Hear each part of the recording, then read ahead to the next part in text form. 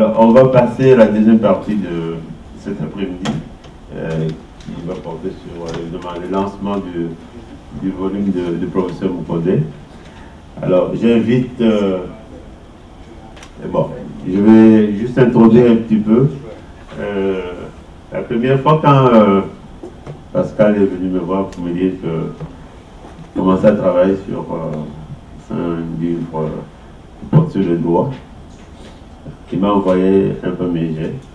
J'ai regardé et j'ai dit il faut continuer parce que c'est vraiment un essai très intéressant. Alors, je l'ai accompagné dans son ouvrage. Finalement, je vous dirais qu'aujourd'hui, on a devant nous une œuvre de très grande valeur. Ma contribution était surtout pour la révision linguistique et puis j'ai essayé de donner un peu une orientation plutôt didactique à son volume. C'est un volume, le professeur va essayer de présenter le volume. Je dirais que c'est un volume qui se lit très bien, qui est bien écrit, qui est à la portée de tout le monde, même les gens qui ne sont pas dans les domaines du droit. Je pense que c'est un volume qu'il faudrait vraiment s'en procurer. Alors, je vais introduire le professeur Jean Kambayi Boacha. C'est pas un inconnu, parce que c'est un ancien de Montréal, c'est parmi nos anciens de Montréal, et docteur en histoire, et qui est professeur à l'Université pédagogique nationale. C'est une personne qui a occupé de hautes fonctions chez nous au niveau ministériel à un certain moment. Alors, qui intervient dans plusieurs universités d'Afrique, aussi en Europe. Donc voilà, vous avez la chance d'avoir cette éminence ici. Donc je vais lui laisser la parole. Ouais, vous présenter les volumes du passé. Monsieur le Président, Mesdames, Messieurs, distingués invités, je commence tout de suite par dire comment puis-je commencer mon propos sur la présentation du livre de mon ami Pascal Mukonde sans remercier la dynamique équipe qui a daigné m'inviter à cette conférence avec des amis conviés à ce genre de choses. Droit des affaires en Afrique subsaharienne et économie planétaire. Tel est le titre. Le titre du professeur Pascal Mukonde Moussoulaye. Un livre que je présente ici avec plaisir, avec bonheur et surtout avec loisir. Il a 157 pages au total. Il est édité par Ignace Haas et publié chez Globetti Net à Genève en 2015. À lire son CV, M. Mukonde, parce que je ne vois pas. M. Mukonde est détenteur d'une maîtrise et d'un doctorat en droit de l'Université de Montréal, où dans les premières heures de nous autres Congolais du Canada, nous avons excellé dans une matière d'histoire. Il est présentement avocat au barreau de Kinshasa, dans la commune de Matete, en République démocratique du Congo. Il est professeur dans plusieurs universités à travers le monde, particulièrement à l'Université protestante du Congo, à la faculté de droit de l'Université de Fribourg en Suisse et à l'Université pédagogique nationale du Congo. Il est bien connu comme brillant chercheur en droit. Et avec cette expérience, il est des formateurs en droit au compte de l'Organisation pour l'harmonisation en Afrique du droit des affaires au Rwanda. Le livre est préfacé par le docteur Paul-Henri Steinor, professeur à la faculté de droit de l'Université de Fribourg en Suisse. Des dires de ce dernier. Le professeur Mukonde, dans son livre, évolue avec une théorie praxéologique et une pratique théorique dans une vision intercontinentale et même mondiale du droit à l'œuvre dans le monde d'aujourd'hui. Bokondé tente à rendre accessibles des thèmes majeurs de relations économiques internationales, en particulier entre les pays africains. À regarder de près, l'auteur fait plonger son lecteur, mieux, ses lecteurs, dans la complexité du phénomène de la mondialisation. Ceci est fait de façon très subtile. Et ceci laisse traduire, dans les faits, la volonté des pays africains de s'inscrire résolument dans l'universalisme du respect des droits de la personne et du peuple, de la démocratie et de la bonne gouvernance. Mesdames et messieurs, laissez-moi vous dire que j'ai moi-même écrit un livre que j'ai intitulé « Monde et non-monde dans la mondialisation ». Et mêmement, j'ai largué dans des revues une série d'articles à sensation, où une question majeure pointe, me semble-t-il, transparaît, à savoir la bonne gouvernance et la démocratie sont impossibles à être exercées dans un pays pauvre,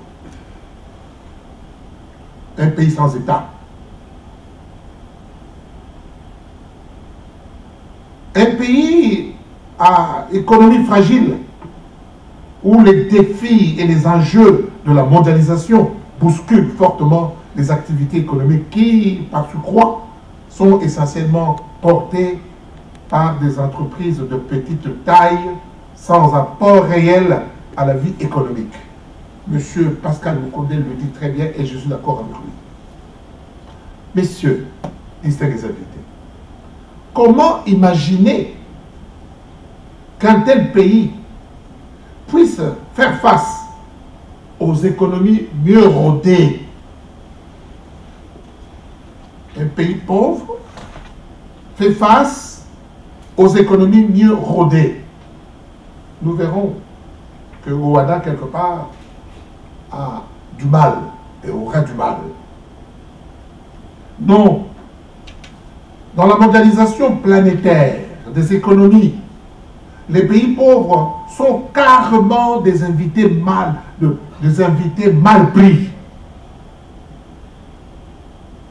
D'où la difficulté pour ces pays de répondre aux exigences, conseils et enseignements de l'OADA.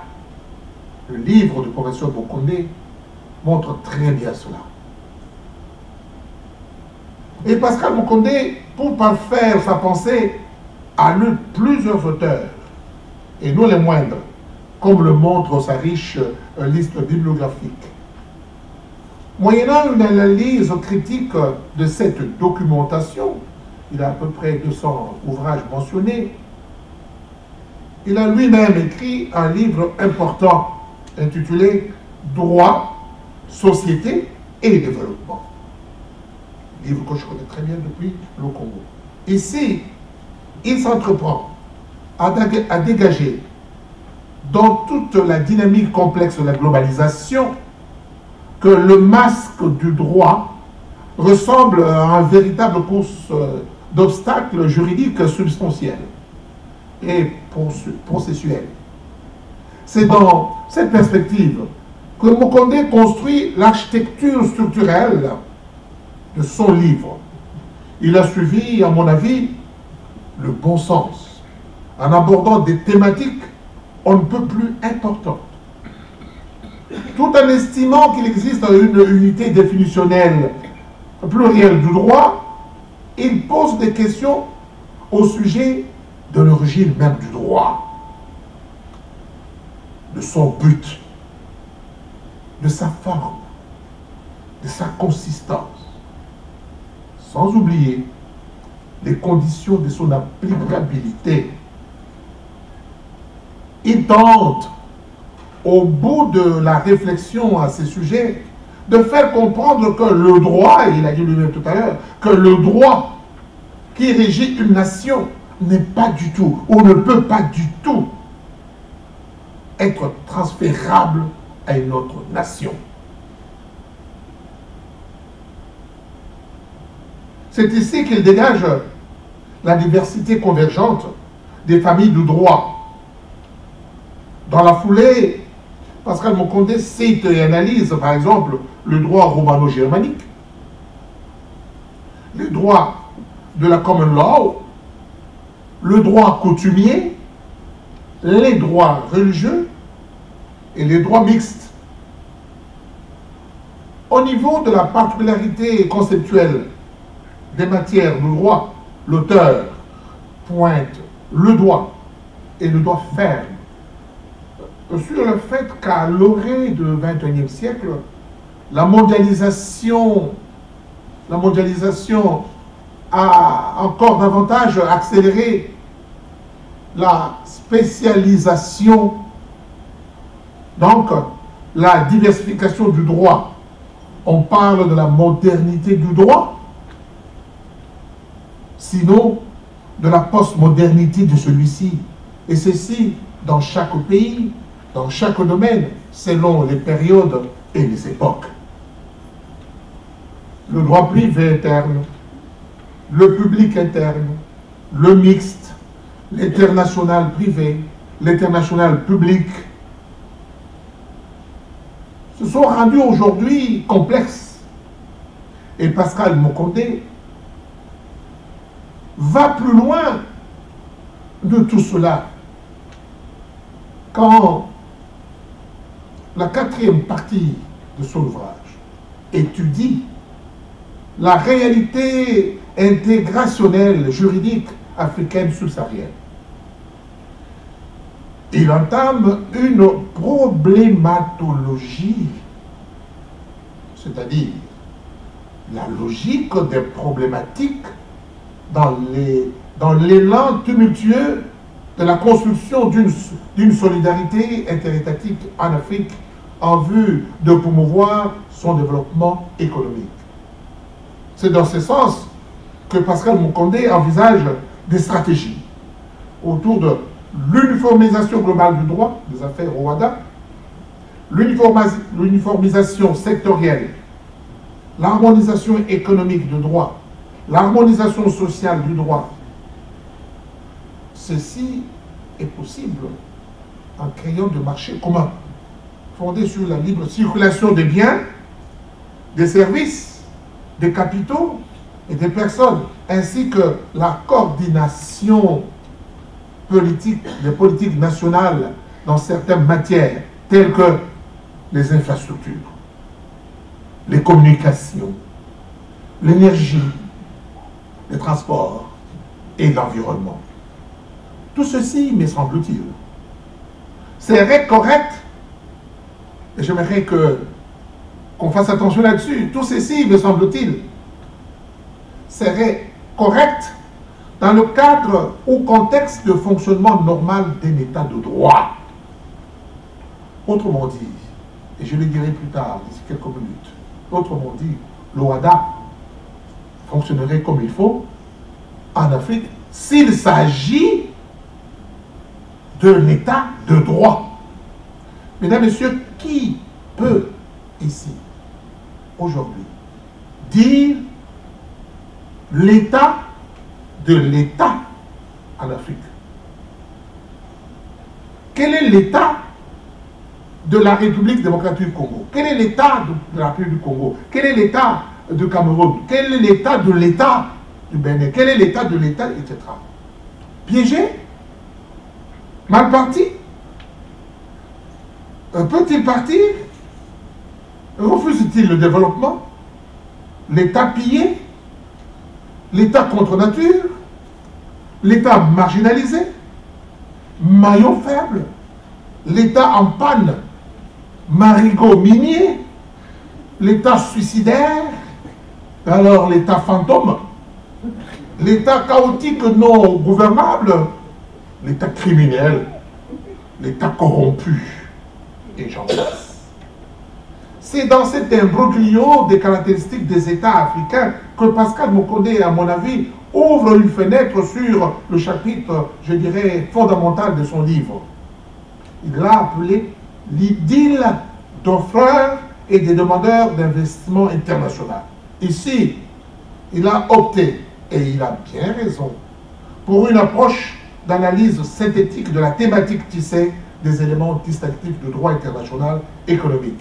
Pour ce faire, il se penche sur des particularités et des spécificités des services et des acteurs du droit international économique.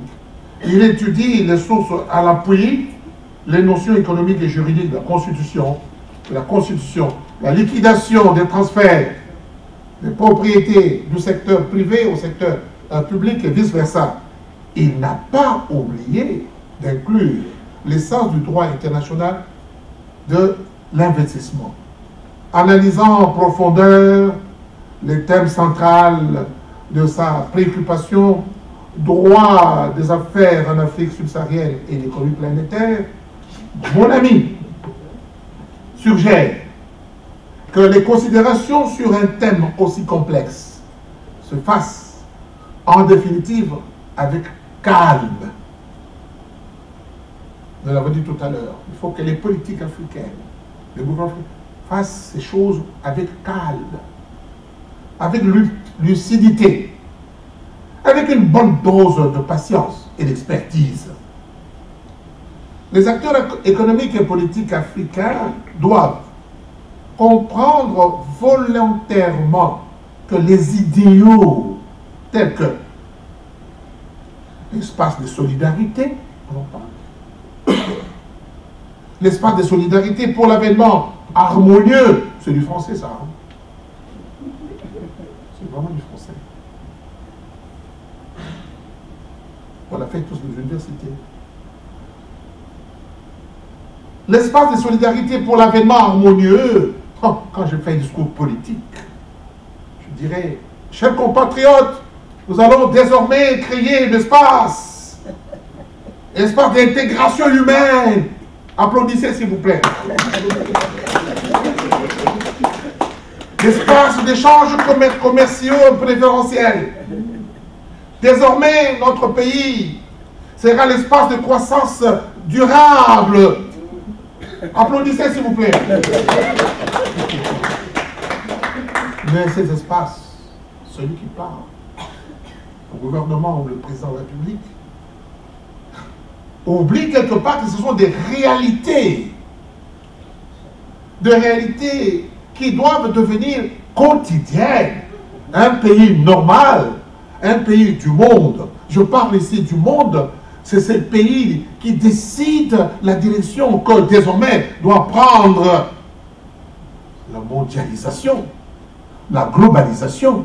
Et ces pays aujourd'hui, on les connaît, sont les pays des G8, sinon dirigés par l'œil de Washington. Alors, on ne s'arrête pas de ne pas aller loin dans un lyrisme. Combien on parle? On est dans le chemin de lyrisme, d'un lyrisme romantique. On est rendu, on a atteint un niveau bucolique, on devient démagogue. On devient vide. On devient argileux, sinon sablonneux dans nos discours. Eh oui, Monsieur le Président, Mesdames, Messieurs, il s'agit bien de passer de l'idylle, j'aime beaucoup aimer ce terme, de l'idylle, à une Union africaine solide. Parce qu'en Europe, on a parlé de l'Union européenne, alors nous allons, sans transition aucune, parler de l'Union africaine. Union africaine solide qui demande une bonne dose de rationalité. Mon collègue tout à l'heure nous a parlé à propos de son affaire compliquée, de finances, de fiscalité, pauvres Congolais, pauvres Africains. Vous allez me parler de fiscalité, vous allez me parler de l'assurance vie. Vous voulez mourir vite? C'est mon collègue, le président, qui m'a dit tout à l'heure. Il dit, si vous voulez faire ça, vous mourrez seul. Je ne vais pas penser à mourir, laissez-moi vivre au Canada. C'est intéressant d'être au Canada. Surtout que je vais aller voir mes papiers, que Dieu soit béni, je fais la messe.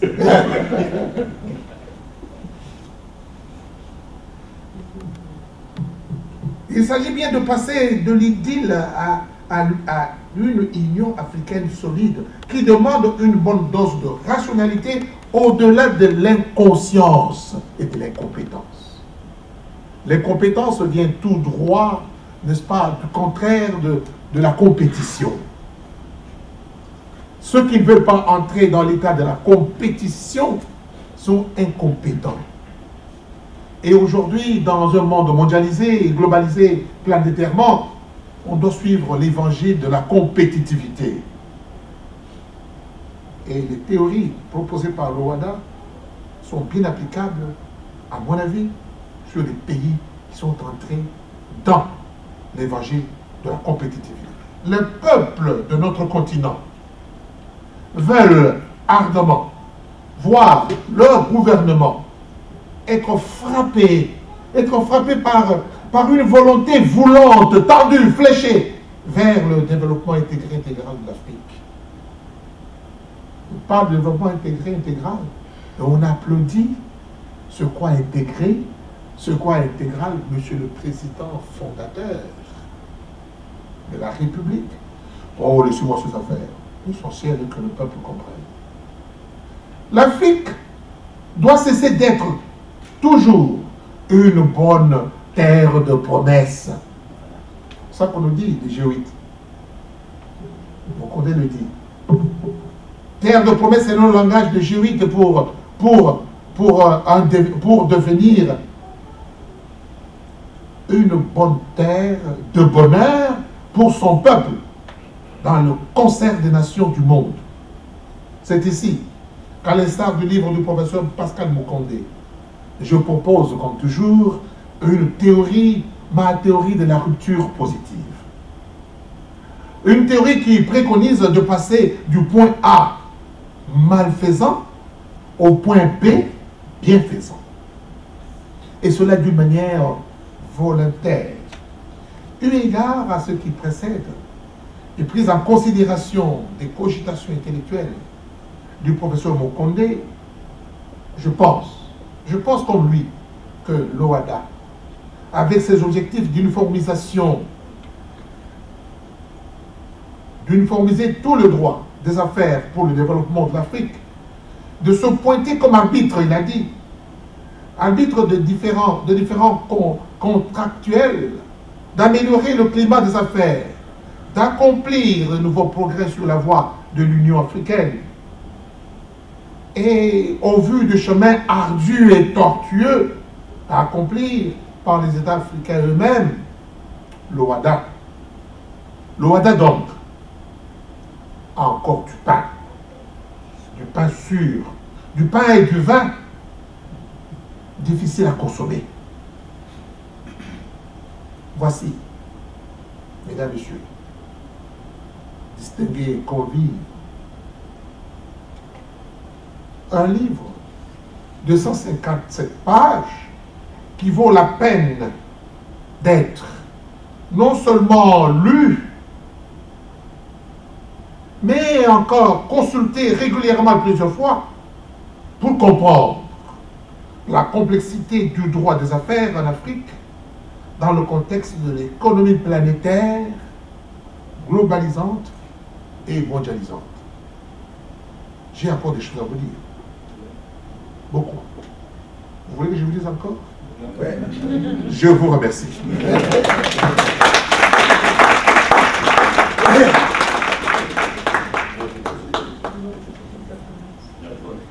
Alors, j'inviterai Pascal à dire un mot de remerciement avant qu'on passe au côté.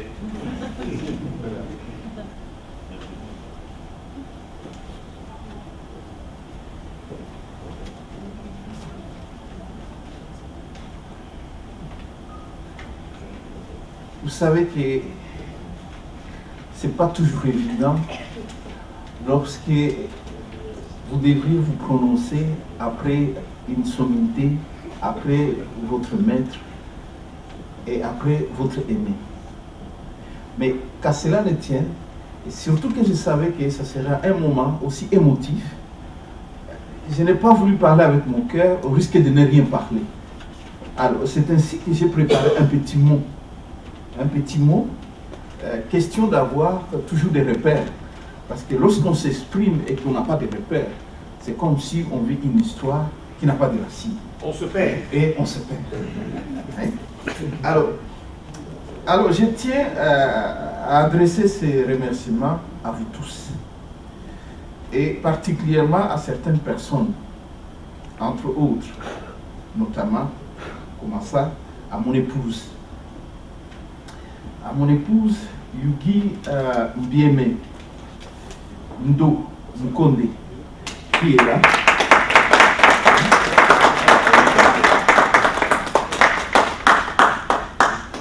Qui, depuis 8 ans, me stimule pour mettre en valeur l'inspiration, que je dirais divine, fondamentale, à l'accomplissement de mes projets intellectuels de chercheurs et d'écrivains.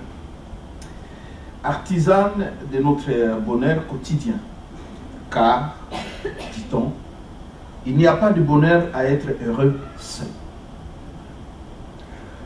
Deuxièmement, comme l'a dit bien mon aîné tout à l'heure, à monsieur le professeur Paul-Henri Steinauer, qui a préfacé cet ouvrage.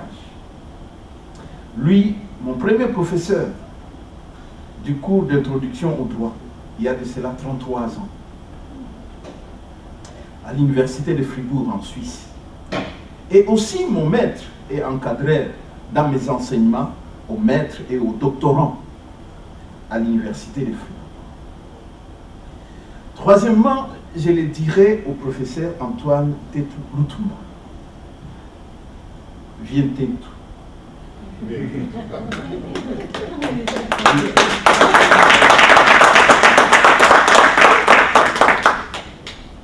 Ça, c'est son appellation depuis que nous fûmes étudiants en maîtrise de mon doctorat à l'Université de Montréal. Pour son encouragement à mon endroit, et c'est jusqu'à ce jour, Dieu sait qu'il n'a pas hésité de venir à Kinshasa avec une équipe de son université de Chicoutimi pour me faire bénéficier de leur expérience et de leur expertise du temps où je fus directeur général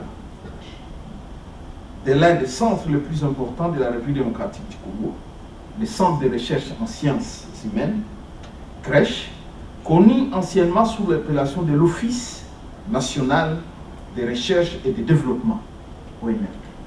Et Dieu sait que le premier DG de cette institution ne fut autre que Papa Iléo, qui a été suivi par le professeur Liaou, et le dernier en date, c'est le professeur Voulois, à qui j'ai laissé continuer même le projet de l'école doctorale que j'avais mené depuis 2001 à Kinshasa. Au professeur Jean Kambay Boatia, que nous appelons très affectueusement à Kin ou à Quin, selon le Belgicain, ça veut dire Quin. Hein? Yajan. Hein? Yajan. Mais positivement. Et où les autres nous l'appelons toujours Vieux John. Quand il prend ses allures de cow-boy, hein? Nord-américain. Hein? Qui vient d'ailleurs, vous l'avez constaté, n'est-ce pas?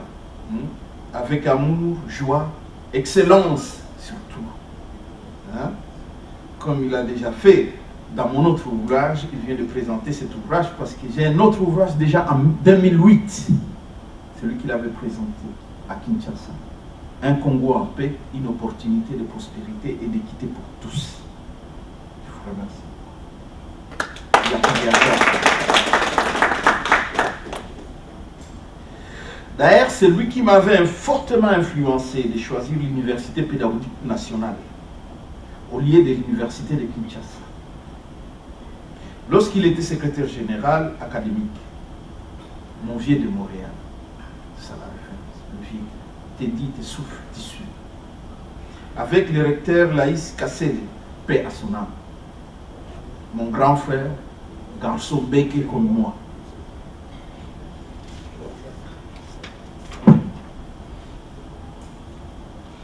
Mes remerciements s'adressent aussi à mes partenaires. Yaovi Bouka. Il est toujours souriant. Avec Force et Leadership africain. Guy Pascal Zambou, qui n'est pas là. Avec Foire africaine de Montréal. Monsieur le Président Tam. Avec l'Organisation des professionnels congolais du Canada. Il n'est pas là aussi avec nous, mais il a fourni son effort. Monsieur Jean-Marie Moussenga avec son réseau socio-culturel, ainsi que la mission africaine Notre-Dame. Je ne peux pas terminer ces mots sans pour autant adresser un remerciement particulier à M. Pierre, Papa Pierre, je l'appelle toujours Pierre Bogarde, pour ceux qui les connaissent, et à mon grand frère, Dr Chabani, pour leur soutien inconditionnel en tout et pour tout ce que j'entreprends. À mes enfants, Angé Chali, Pierre Pascal, Marie-Rose, Jenny Gris et Samuel Trésor, à qui j'exhorte de perpétuer mon action selon leurs talents, selon les talents de chacun. Et pour terminer,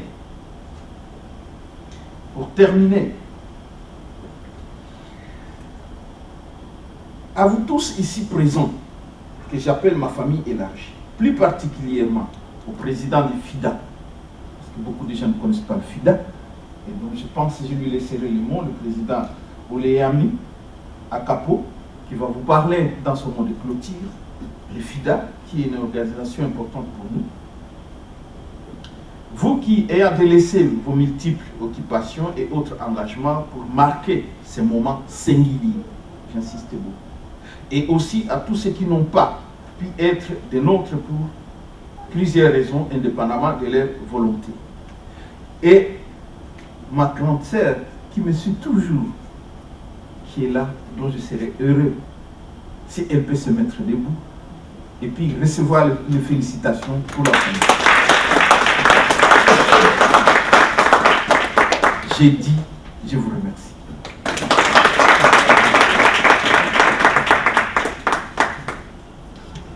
Chers messieurs et les plusieurs professeurs de la salle, et en venant ici aujourd'hui, on avait sous-estimé ce qu'on allait voir ici et que nous allons entendre ici.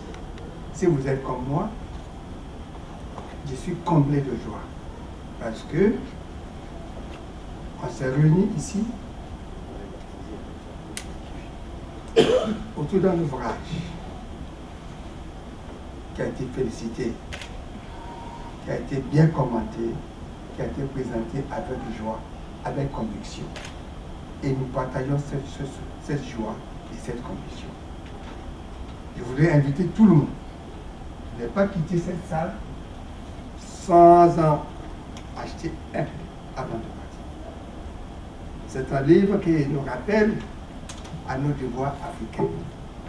Et en quoi consiste ce devoir? C'est de mettre en valeur ce continent. Nous sommes appelés à suivre l'exemple du professeur qui a mis en place un ouvrage qui nous interpelle. Je voulais inviter dans ce sens-là, non seulement de le soutenir en achetant ce livre, mais en marquant votre détermination d'apporter votre contribution à l'édification du continent africain. Et ceci nous amène à vous en dire un petit mot sur le FIDA. Le FIDA est le Fonds international de la diaspora africaine. Je me rappelle qu'un jour, on a été voir le président Houphouët-Boigny en Côte d'Ivoire, en lui parlant d'un projet de banque. Et il disait, ah, je suis très très content de vous recevoir aujourd'hui parce que l'Afrique a assez dansé. Nous voulons faire quelque chose de concret. Est-ce que c'est de sérieux? Cet après-midi marque le départ de sérieux pour nous. Nous sommes tous interpellés à jouer notre rôle. L'OFIDA a été lancé par notre association Force Leadership Africaine comme un témoignage du sérieux que nous devons apporter au sujet africain. C'est un petit effort de réunir les efforts de tous les Africains de la diaspora pour créer un fonds d'investissement. Mettre nos efforts en commun pour que nous puissions donner un sens à notre existence ici, sur ce continent. C'est souvent une petite présentation et en quittant ici, je souhaiterais demander vos adresses et vos contacts pour que nous puissions vous donner largement cette information. Parce que nous les avons déjà. À l'entrée. Okay. Donc, vous êtes invités à nous poser des questions, à apporter vos suggestions et surtout à nous soutenir pour donner vie à cette institution qui vient de naître sur ce continent. Pour terminer, je voulais demander au professeur de ne pas s'arrêter à ce livre. Vous nous avez donné un goût de l'excellence. Nous comptons sur vous de faire en sorte que nous puissions lire très bientôt un autre sujet sur le développement africain.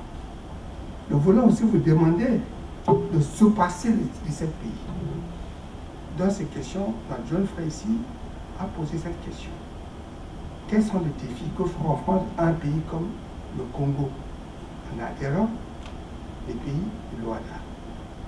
Quels sont les efforts à fournir pour que les pays comme le Nigeria, le Ghana et l'Afrique du Sud intègrent cet espace de couverture juridique?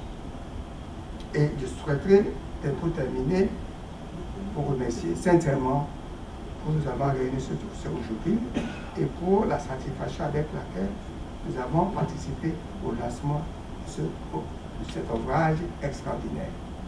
Je vous remercie.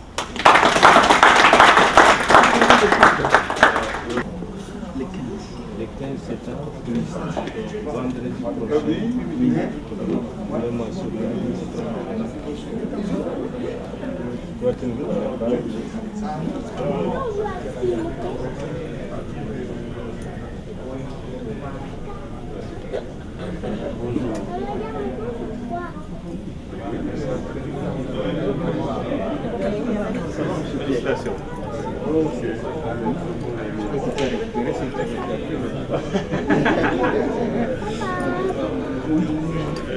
Javier. Le premier, c'est à moi. Ok.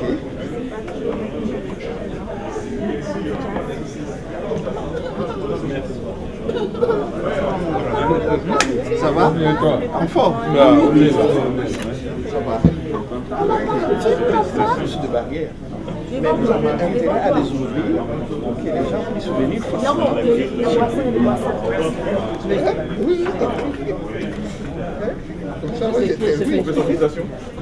C'est très différent. Vraiment. Ne vous partez pas de moi.